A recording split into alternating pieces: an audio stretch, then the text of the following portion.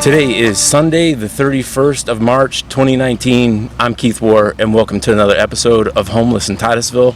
And today I'm being joined by, what is your name, ma'am? Michelle Elmore. And how old are you, Michelle? I'm currently 47. 47. Yes. And Michelle used to be homeless. Yes. You used to be homeless. Yes. And how long ago was that you were homeless? About 6 months ago. Okay, so very recent. Yeah, very recent. And how long were you homeless? 6 months. So you're on the street for 6 months, and you've been off the street for 6 months. Mm-hmm. And was that the only time you were homeless in your life? No, I was on the streets for 6 months, but off the streets for 2. So you had another period of time when you were homeless previously? Yeah. And how long did that stretch last? That stretch lasts, I want to say, my goodness, for about a year. Mm. And what was the cause of your homelessness? Due to my drug addiction. Mm. I guess, people don't really, seem to intake. What drug are we talking about? Crack cocaine. Was that your only? Yeah, that's my only drug. So you didn't drink, you didn't smoke weed? Yeah, I drank, but the crack cocaine was my main. Crack cocaine was your thing. Mm-hmm. Mm-hmm. And did you hold down a job when you were smoking crack? Yeah. What was your life? I was very functional. You were a functioning addict. Mm-hmm. And how many years did you smoke crack? Really? I want to say 20 years. Really? Yeah. 20 years? Yeah, 20 years. How old were you when you first smoked crack? I was, 20? 20. Yeah. Who introduced you to it?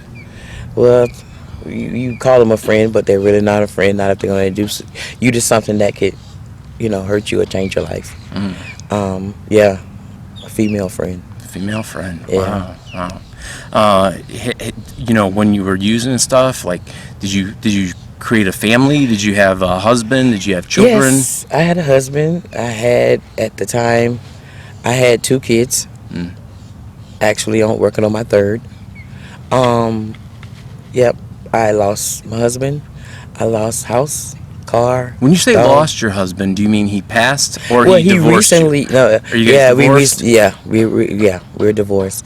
But he's actually passed as of last year. Okay. Yeah, as of last year. So he broke everything off because of the crack addiction? Yeah, because I guess it got overbearing for him. So he didn't smoke. He wasn't a crack smoker. He used to, and that was. He was. Yes, okay. He used to before I met him. Way before, years before I met him, you were, and it was funny to me that he didn't understand where I was at that time.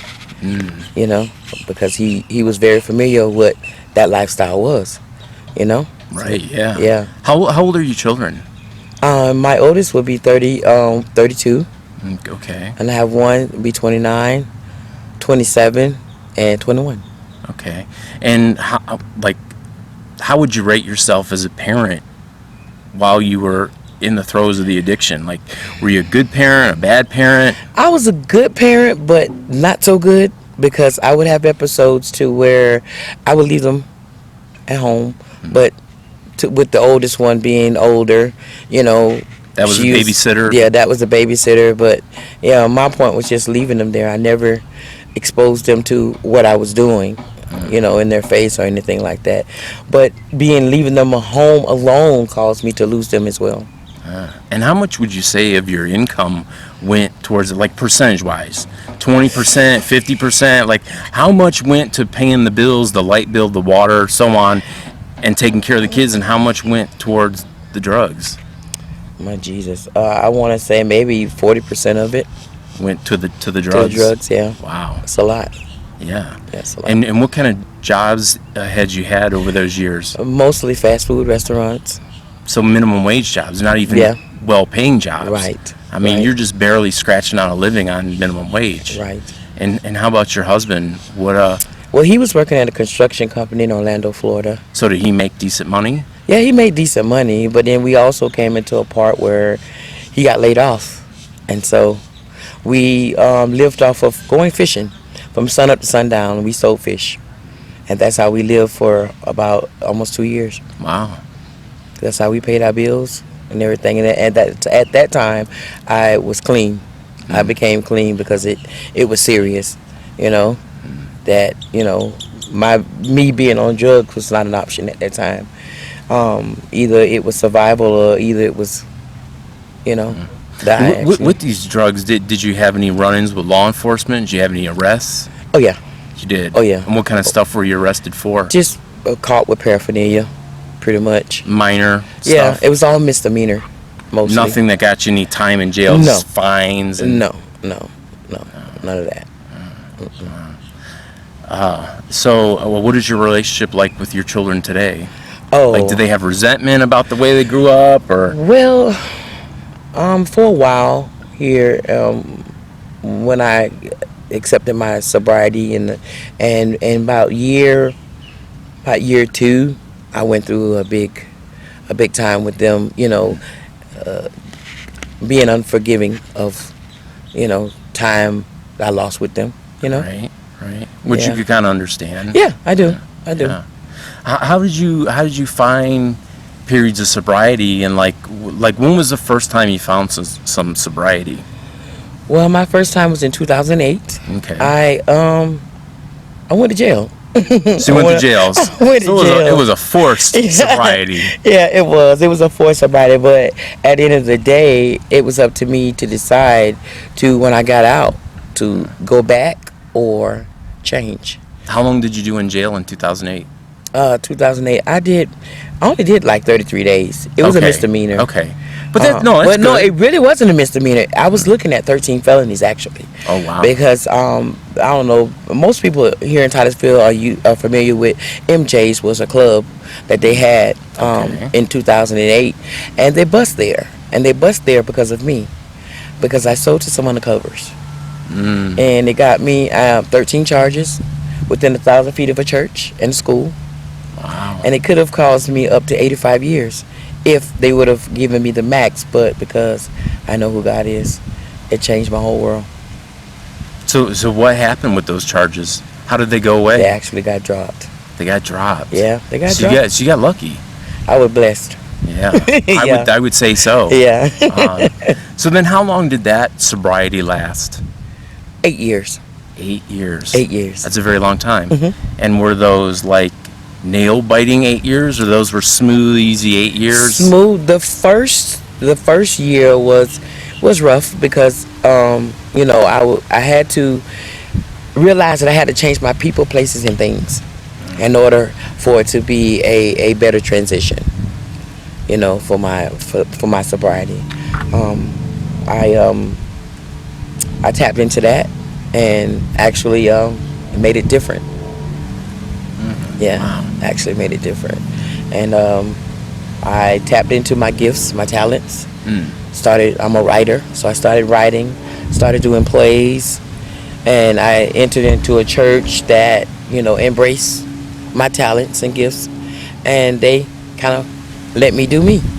And the more I did me, the more I reached out to the community, the more all of my things became community-based.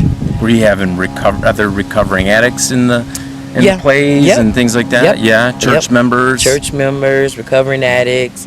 I mean, whomever I want to say the Holy Spirit led me to go and recruit. Put it like that. Okay. And you had a time where you relapsed after those 8 years. Yeah. What caused you to relapse? Heartbroken. Bad relationship went bad.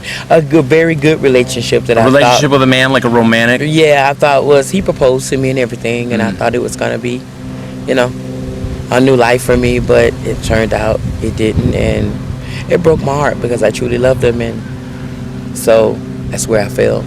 Was that here in Titusville? Here in Titusville. Yeah. Wow. Here in Titusville. So you guys just kind of grew apart, and we actually are still on communicating. We still communicate a lot. He actually become my friend, my best friend, one of my best friends. That's great. Yeah. That's really good. Yeah. Oh. So that caused you to have a relapse, and were you out on the street then? No, I was actually in my own place. In your own place? At that time, yeah. Okay. We were living together, what have you. But it caused you to eventually become homeless. It caused me to eventually be homeless. I was, I guess, searching for love still and searching for that void to be filled. And I met this other guy, and he was like, okay, well, I'm gonna take you where I'm from, and you get a new start, and we're gonna change, and da da da da. At that time, I was already deep in. I had, different addicts coming to my house, and getting high, whatever. And so when he convinced me, so I was like, okay, I'm down with it. I want change. I'm ready, because I hated who I was at that time, because I've been so long away from it till it didn't feel right. So I end up going with him. I sold everything I owned and packed up and left with a little bit I chose to take with. And when we got where we were stationed in Port Walton Beach, Florida, yeah, it wasn't what I thought it was going to be. And it led me to be homeless. And what was your life, what was your time like on the street? Were you sleeping in the woods, in a car, and on a park bench? Park benches, and then I had people that I told my situation to, and they would buy me a room here and there. Then I had one couple that really blessed me around the holiday Christmas time with a whole week, and I got a chance to be, and I had just recently started working at KFC, and was hoping that things would get better, but due to me not having a stable place to live and not having the transportation to get back and forth, it caused me to lose out on jobs that I did accumulate. So yeah. How did you finally get off the street? Was it a faith-based organization? Was it the government? Like, how did you transition from the streets to a place to live? It's funny you ask. Actually, I went to jail again. Went to jail again? Okay. Yeah, I went to jail again in Okaloosa.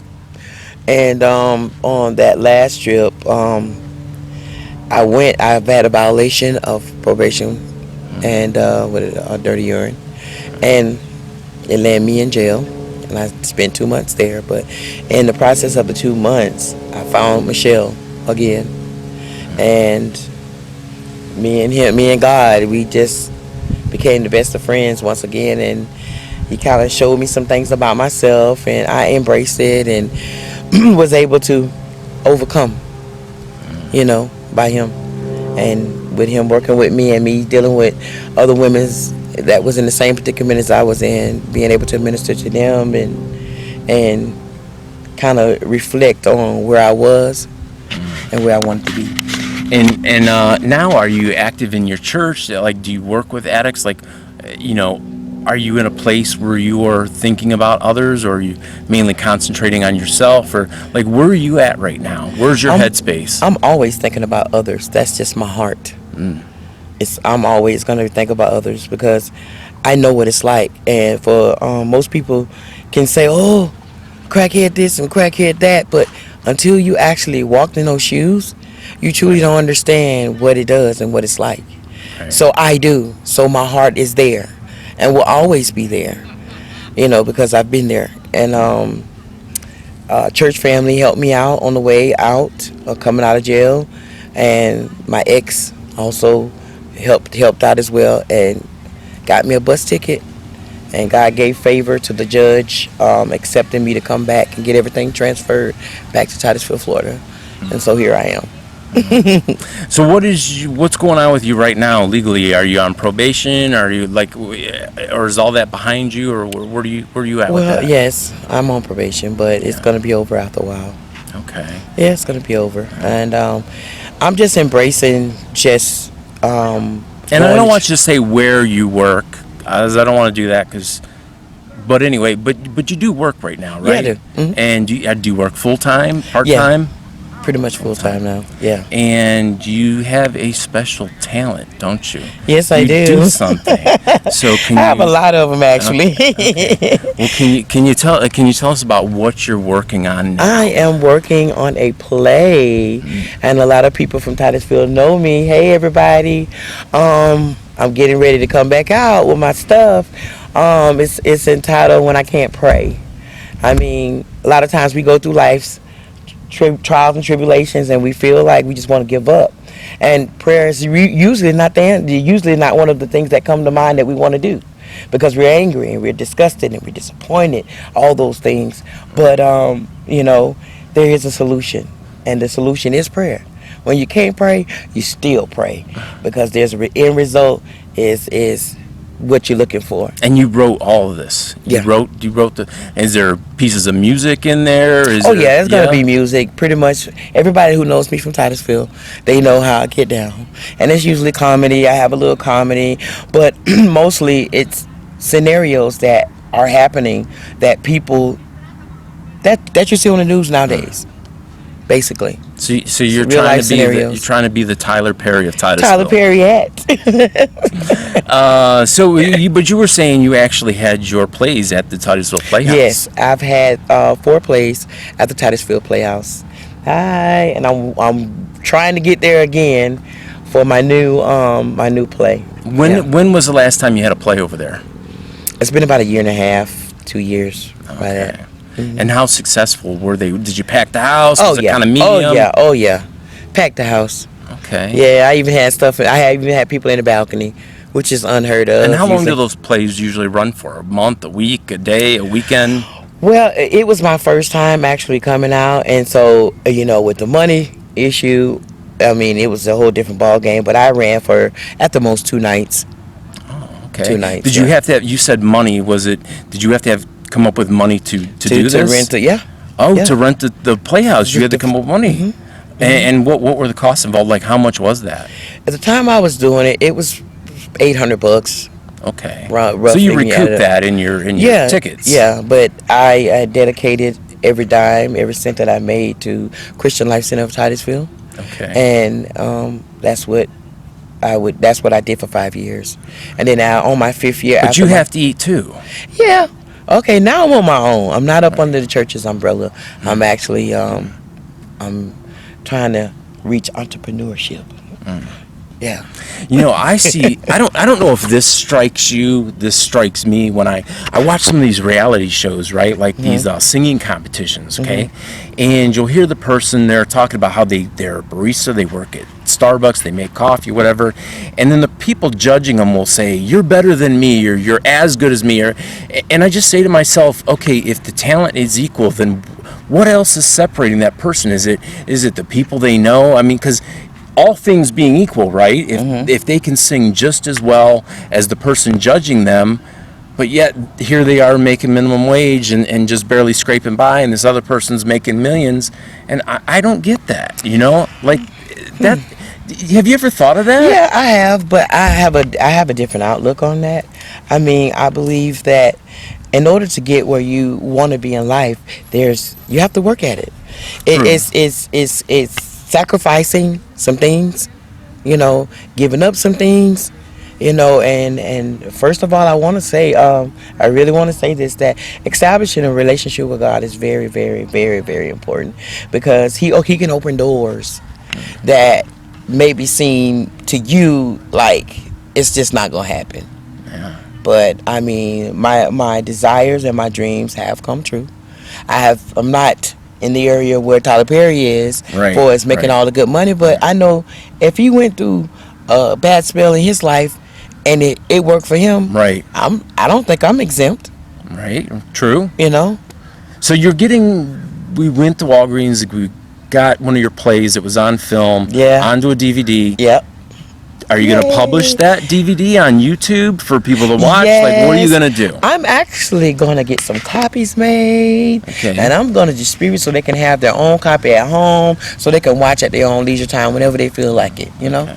It's going to be something that's going to be worth. So would you load it up to YouTube and let me put a link to it in the description on this video when it comes out? Yeah. Okay. For sure. All right. But you won't be getting that until the 21st. Yeah. Of April. Of April. Awesome. Well, is there anything else that you would like to say? Is there anything that you feel that we left off or that we should have discussed? Anything you have to say to the viewers? All I want to say to the viewers that I'm a product of what God can do. We go through life's toils and trials, but it does not mean that we're counted out. If you could just establish a relationship with God and realize that He is the true great I am, and He has the final say what goes on in our life. So all things are possible through Christ who strengthens us. All right, guys. Well, listen, as always, you guys can friend me at KEITHWOHR on Facebook. You can also join the Homeless in Titusville Facebook page. You can leave me a comment on the YouTube channel. I do see those comments. I have to approve those comments, so if you're wondering where they are, I do check them every couple of days. And I guess, as always, may you be just as blessed as you have blessed others. Until next time, thanks for watching. Y'all watch.